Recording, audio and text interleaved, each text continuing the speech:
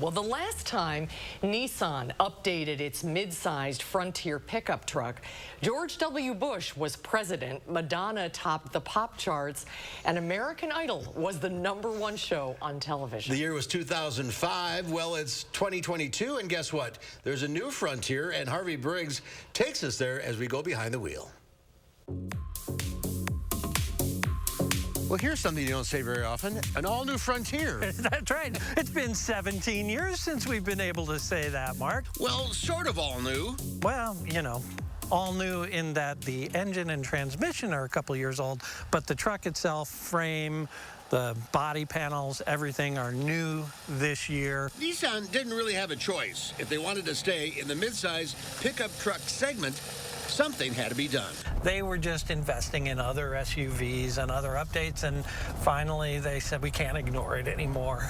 Sales were plummeting on this vehicle. It wasn't competitive in the class, and 2 years ago they brought out this new engine and transmission, and last year they gave us a whole new truck. So this is sort of a homage to the original. Yeah, back in the 90s they had a version of this truck that was nicknamed the hard body, and they went back to that because the previous generation truck just never really lit the fire of truck drivers. Let's hope they relit that fire with this third generation Frontier. Sure, it still rides on a frame that dates back to the early 2000s, but the suspension has been revised and the rest of the truck is considerably improved. The base rear-wheel drive model starts at around $29,500. Our test car is the Pro 4X with every available option known to man and goes for $47,000 big ones. So we have leather, heated seats, heated steering wheel. You've got the 9-inch touchscreen here. One of the interesting things, though, is they've done a really good job of continuing to give us dials and buttons. These switches are rocker switches down here, which feel very old school, but kind of in a good way. It's got an optional and not too functional roll bar, but it does have handy tie downs in the bed, and it has this. You also have a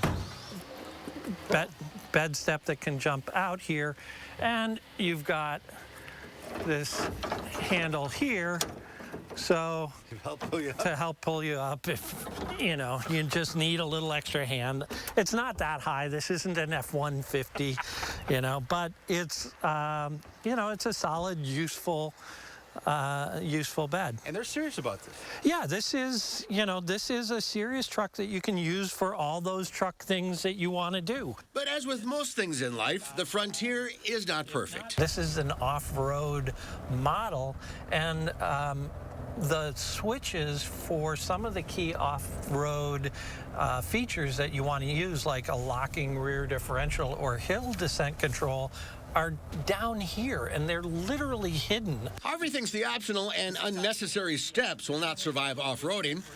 And let's talk about that back seat. First of all, it is not best-in-class legroom back here. For the kids, I'm sure it's fine, but you're not going to want to put you and 2-3 of your fishing buddies back here.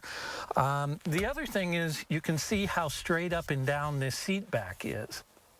So it's going to be uncomfortable on a longer road trip if you're stuck back here. So finally, the big question? If you were going to buy a mid-sized truck, would you buy this one? It would certainly be on my list now. And Harvey's joining us via Zoom from Santa Barbara, where he's attending an event for the next electric Subaru. Tell us about that. Yeah, I'll be driving the Subaru Solterra tomorrow. It is a all-electric SUV, and unlike most electric vehicles, this one is off-road capable. So I'll be doing some off-roading in it tomorrow as well, which will be kind of fun. Yeah, very good. Well, the Frontier, that's a very impressive truck, much improved. But who is in the market for that truck? Well, the Frontier is really that sort of personal use truck. Yeah, some people might use it for work, but it's really that adventure, camping, towing, that type of thing. It does have best-in-class towing, best-in-class power.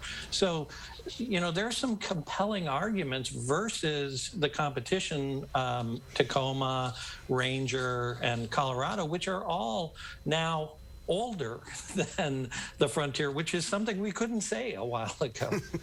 I guess it's just getting the word out, which we just did. Yeah, exactly. And that's, it's a really big upgrade from the previous generation. So it's worth checking out. All right, have fun off-roading. Thank you. We'll see you soon.